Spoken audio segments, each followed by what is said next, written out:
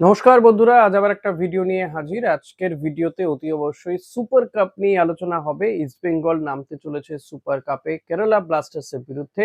ইতিমধ্যে প্রেস কনফারেন্সও হয়ে গেছে। অস্কার বুজো ঠিক কি বললেন, সাউল ক্রেসপো কি আদৌ খেলবেন, সেই সমস্ত বিষয় নিয়ে আমার আজকের এই ভিডিও।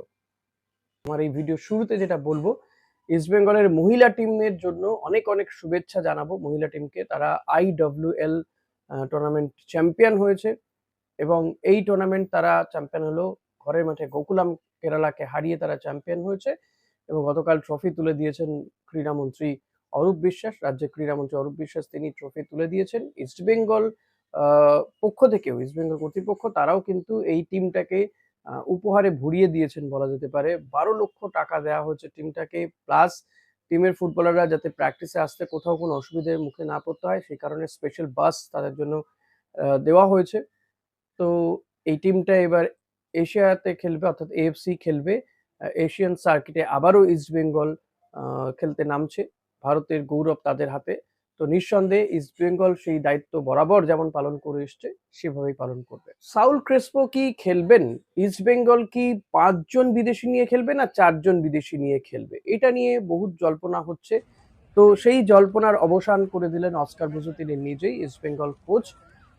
নাওরে মহেশকে নিয়ে তিনি এসেছিলেন সাংবাদিকদের মুখোমুখি হতে এবং সেখানে তিনি বেশ কিছু প্রশ্নের জবাব দিয়েছে যে ইস্টবেঙ্গল কতটা গুরুত্ব দিয়ে দেখছে এই সুপার কাপকে, সেটা তাদের টিম গঠন দেখলেই বোঝা যায়। যেখানে মোহনবাগান তারা RFDL এর টিম এবং সিনিয়র টিমের কয়েকজনকে মিলিয়ে একটা টিম তৈরি করেছে, যে এমনকি তাদের কোচও থাকছেন না, মূল টিমের যে বিদেশিরা তারাও থাকছেন না, একমাত্র বিদেশি নিয়ে তারা খেলতে নামছেন। সেখানে কিন্তু ইস্টবেঙ্গল যথেষ্ট গুরুত্ব দিচ্ছে এই টুর্নামেন্টকে, কারণ তারা এই টুর্নামেন্টের ডিফেন্ডিং চ্যাম্পিয়ন। তো তারা এই ট্রফিটা ডিফেন্ড করতে চাইছেন। অস্কার বুজো তিনি ভীষণভাবে সিরিয়াস এবং তিনি কিন্তু সাংবাদিক সম্মেলনে জানিয়ে দিয়েছেন যে সাউল ক্রেসপো, যেটা আমি গতকালও ভিডিও করে জানিয়েছিলাম, যে সাউল ক্রেসপোর চোট এমন গুরুতর নয়, তিনি খেলতে পারবেন। অস্কার বুজো সেটাই বলেছেন যে সাউল ক্রেসপোর চোট থেকে তিনি মুক্ত, তিনি খেলতে পারবেন। সাউল ইনফ্যাক্ট প্র্যাকটিসেও যোগ দিয়েছিলেন।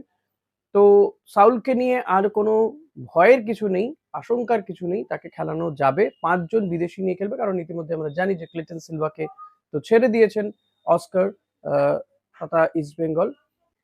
এবার যদি আসা যাক যে আগামীকাল যে উড়িষ্যাতে কলিঙ্গ স্টেডিয়ামে যে খেলা, যেখানে কেরালা ব্লাস্টার্সের বিরুদ্ধে ইস্টবেঙ্গল খেলতে নামছে সুপার কাপের প্রথম ম্যাচ, সেখানে কেরালার বিরুদ্ধে কতটা ফেভারিট ইস্টবেঙ্গল? দেখুন, এমনিতেই ইস্টবেঙ্গল এই টুর্নামেন্টে ডিফেন্ডিং চ্যাম্পিয়ন, তো তাদের উপর একটা যেমন প্রেশার রয়েছে, কারণ ISL A through out the tournament খুব একটা ভালো হয়নি।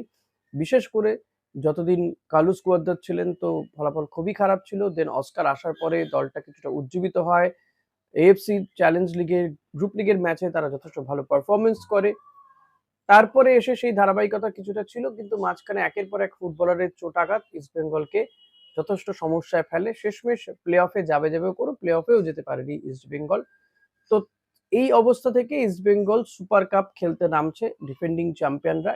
এবং এবারের এই সুপার কাপ সবচেয়ে বড় যেটা বিষয়, যে এবার আর গ্রুপ লিগ নেই, একেবারে নকআউট, পরপর 4টে ম্যাচ জিতলেই কিন্তু চ্যাম্পিয়ন। একদিকে ম্যাচ যেমন কম, কিন্তু অতি দ্রুত তাদেরকে ম্যাচ খেলতে হবে।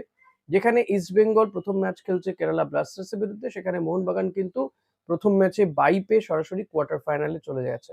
এবার যদি ইস্টবেঙ্গল এবং কেরালা ব্লাস্টার্সের মধ্যে যে বা যারা জিতবে তাদের সঙ্গে খেলা হবে মোহনবাগানের। ইস্টবেঙ্গল জিতলে ডার্বি, কোয়ার্টার ফাইনালে ডার্বি হয়ে যাবে। সেই কারণে ইস্টবেঙ্গল কিন্তু এই টুর্নামেন্টকে, এই ম্যাচকে অত্যন্ত গুরুত্ব দিয়ে দেখছে। একটা ভালো হয়েছে যে উড়িষ্যাতে যে প্রবল গরম, সেখানে 4:30টার সময় খেলা দেওয়া হয়েছিল ইস্টবেঙ্গলে, কিন্তু যেহেতু মোহনবাগান ম্যাচটা বাতিল হয়ে যাচ্ছে সে কারণে কিন্তু মানে হচ্ছে না, সেই কারণে ইস্টবেঙ্গলের ম্যাচটা পিছিয়ে দেওয়া হয়েছে। 8টা থেকে হবে ইস্টবেঙ্গলের ম্যাচ। এবার অনেকে জানতে চাইছিলেন এই ম্যাচ কোথায় দেখা যাবে, সেটা জানাবো, একটু থাকুন আমার সঙ্গে, ভিডিও শেষের দিকে জানিয়ে দেবো। তো এটা একটা ভালো হয়েছে, ইস্টবেঙ্গল কিন্তু আমরা দেখেছি লাস্ট প্রায় 2-2.5 সপ্তাহ ধরে প্র্যাকটিস করেছে। অনেকদিন তারা রাতে ফ্লাড লাইটে প্র্যাকটিস করেছে রাজারহাট নিউ টাউনে। তো এটা ইস্টবেঙ্গলের জন্য বাড়তি একটা অ্যাডভান্টেজও হতে পারে, যে তারা এই পরিবেশটার সাথে বা এই গরম, ইস্টবেঙ্গল যে গরমটা এখানে পাচ্ছে অলমোস্ট উড়িষ্যাতে তেমনই থাকবে সন্ধ্যের দিকে। এর বেশি, খুব বেশি হেরফের হওয়ার কথা নয়।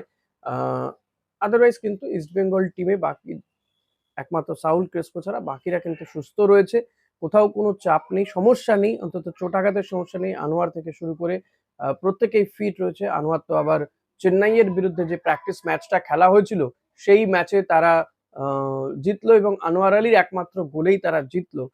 ফলত ইস্টবেঙ্গল একেবারে উজ্জীবিত রয়েছে। নতুন ক্যাপ্টেন তাদের নাওরেম মহেশ তাদের নতুন ক্যাপ্টেন হয়েছে। নতুন ক্যাপ্টেনের আন্ডারে এবং এই কোচের আন্ডারে ইস্টবেঙ্গল খেলছে। আরেকটা বিষয় বলবো যে ইস্টবেঙ্গলের ফিজিওকে ইতিমধ্যেই টাটা বাই বাই করে দেওয়া হয়েছে। তো নতুন ফিজিও এখনো পর্যন্ত নিয়োগ যেহেতু হয়নি, আরএফডিএল এ যারা ফিজিও ছিল সেই ফিজিওকেই নিয়ে যাওয়া হচ্ছে উড়িষ্যাতে। এটা একটা বিষয় গেল। এবার ইস্টবেঙ্গলের টিম কম্বিনেশন কি হবে? কেরালা ব্লাস্টার্সকে হারাতে গেলে ইস্টবেঙ্গলের টিম কম্বিনেশন প্রথম একাদশ কি হবে? আগেও একদিন কিছুটা আলোচনা করতে পেরেছিলাম, কারণ সুপার কাপের থেকেও এখন অনেক বেশি করে চর্চা হচ্ছে যে কোন দলে কোন প্লেয়ার যেতে পারে বা যাওয়ার সম্ভাবনা রয়েছে, এই সমস্ত বিষয়গুলো নিয়ে অনেক বেশি চর্চা হচ্ছে। তো সেই কারণেই সুপার কাপ নিয়ে খুব বেশি চর্চা করার সুযোগ পাচ্ছিলাম না। তো আজকে আমি ঠিকই করেছিলাম যে আজকে পুরো ভিডিওটা করবো এই সুপার কাপ রিলেটেড এবং ইস্ট বেঙ্গলের কি টিম কম্বিনেশন হতে পারে তা নিয়ে আলোচনা করব। দেখুন, ইস্ট বেঙ্গল 5টা বিদেশি খেলানোর সুযোগ পাচ্ছে, যেখানে 6টা বিদেশি খেলানোর প্রভিশন, যেহেতু ইস্ট বেঙ্গলের হাতে নেই আর বিদেশি, তো 5টা বিদেশি খেলানোর প্রভিশন পাচ্ছে। অনেক জায়গায় শুনছিলাম যে রবসন রবিনো নাকি সুপার কাপে ইস্ট বেঙ্গলের হয়ে নেমে পড়ছে, তড়িঘড়ি সে কারণেই নাকি ক্লেটন সিলভাকে বিদায় জানানো হয়েছে, থ্যাংক ইউ জানানো হয়েছে। দেখুন, ক্লিটন সিলভার যে ভূমিকা সেটাকে কেউ অস্বীকার করতে পারবে না। ক্লিটন সিলভার প্রতি নিঃসন্দেহে কৃতজ্ঞ ইস্ট বেঙ্গল, কিন্তু এটা তার কারণ নয় যে রবসন রবিনো এসে জয়েন করবেন বলে তাকে ধন্যবাদ জানানো হচ্ছে। একটা সমস্যা হচ্ছিল কোচের সঙ্গে তার, যে কারণেই, এবং তিনিও ফর্মে ছিলেন না, তিনি নিজের ওপরেই যথেষ্ট অসন্তুষ্ট, গোল করতে পারছিলেন না। তো মিউচুয়ালি দু তরফেই কিন্তু সহমতের ভিত্তিতে তাকে টাটা গুড বাই বলা হয়েছে। রবসন রবিনো আসার কোনো চান্সেস নেই এখনো পর্যন্ত সোফার। এখন সামার ট্রান্সফার উইন্ডোতে কিছু হবে কিনা সেটা আরেকটু সময় গেলে বোঝা যাবে। এই সুপার কাপের পরে পরে এই তৎপরতা কিন্তু আরো বাড়বে। তৎপরতা চলছে, কথাবার্তা চলছে অনেক জায়গাতে অনেক প্লেয়ারের সঙ্গে, কিন্তু আফটার সুপার কাপ এই তৎপরতা কিন্তু আরো বাড়বে। ফলত ইস্ট বেঙ্গল এই সুপার কাপে 5জন বিদেশি নিয়েই খেলতে নামবে, অন্যরা যখন 6জন বিদেশি নিয়ে খেলতে নামবে। ইস্ট বেঙ্গলের ক্ষেত্রে যেটা বলবো যে ইস্ট বেঙ্গলের টিম কম্বিনেশন দেখুন, গোলে প্রভসু খান গিল খেলবেন, 4জন ডিফেন্ডার আমি যদি বলি, সেন্টার ব্যাকে হেক্টর রিভেস্তে এবং আনোয়ার আলী, একদিকে একদিকে খেলবেন রাকিব আর একদিকে লালচুং নুঙ্গা হলো। মাঝ মাঠে যদি সাউল খেলে তো সাউল ক্রেসপো, সৌভিক চক্রবর্তী।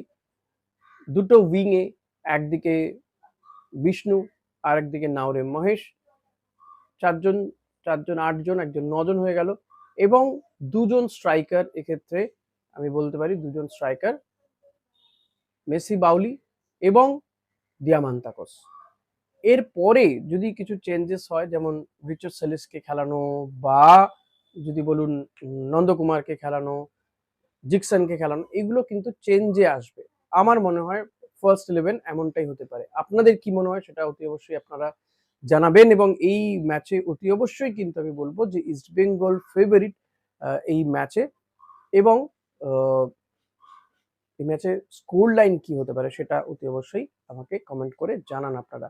এবার এই ম্যাচটা কোথায় দেখা যাবে? এই ম্যাচটা দেখা যাবে স্টার স্পোর্টস 3-তে এবং দেখা যাবে হটস্টারে, জিও হটস্টারে এই ম্যাচটা কিন্তু আপনারা দেখতে পারবেন আশা করা যায়। তাই তো অ্যানাউন্সমেন্ট হয়েছে এখনো পর্যন্ত। আর একটা বিষয় ছুঁয়ে যেতে চাইবো যে আগামী বছর আইএসএল কোথায় দেখানো হবে সেটা নিয়ে একটা জটিলতার সৃষ্টি হয়েছে, কারণ কোনো ব্রডকাস্টিং সংস্থা নাকি পাওয়া যাচ্ছে না, কেউ ব্রডকাস্ট করতে চাইছে না। দেখুন, যে দেশের ফুটবল একেবারে তলানিতে গিয়ে ঠেকেছে, 127 নম্বরে র্যাঙ্ক, সেই দেশে ফুটবলের হাইয়েস্ট টুর্নামেন্ট দেখানোর জায়গা কোথাও পাওয়া যাচ্ছে না। এটা খুবই খারাপ দিক একটা। এটাও ঠিক যে বিজ্ঞাপনদাতারা কেন বিজ্ঞাপন দেবে, কেনই বা চ্যানেলগুলো এগিয়ে আসবে। তো আশা করব যে এই জটিলতা কেটে যাবে, আইএসএল হবে এবং এই ব্রডকাস্টিং সমস্যাটাও মিটে যাবে। আপনাদের কি মনে হয় সেটা অবশ্যই কমেন্ট করে জানাবেন। আমার আজকের এই ভিডিওতে এটুকুই বলার ছিল। আশা করব যে আপনাদের এই ভিডিও ভালো লেগেছে। ভিডিও ভালো লাগলে লাইক, কমেন্ট, শেয়ার করতে ভুলবেন না। চ্যানেলে নতুন হলে সাবস্ক্রাইব করে নেবেন। Thank you.